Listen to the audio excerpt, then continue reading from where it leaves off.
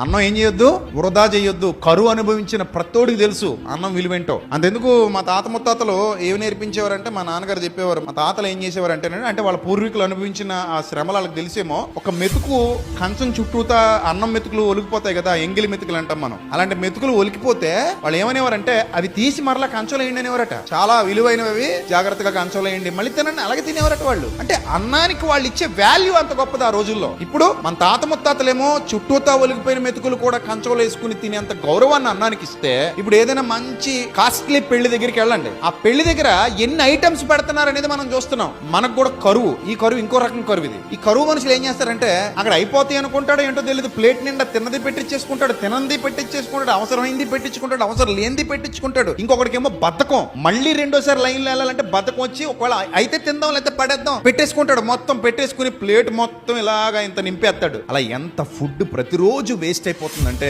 అబ్బో, కొన్ని కోట్ల మంది పేదలు బతకొచ్చు. నిజంగా ఫుడ్ అంతా ప్రపంచానికి పంచితే ప్రపంచంలో ఆహారం దొరకని బేదలే ఉండరు. అంత ఫుడ్ ఈ రోజు ప్రపంచవ్యాప్తంగా వేస్ట్ చేస్తున్నారు. పూర్వం మన పూర్వీకులకున్న శ్రద్ధ ఈ రోజు ఒళ్ళు కొవ్వెక్కిపోయిన వాళ్ళకి లేదు.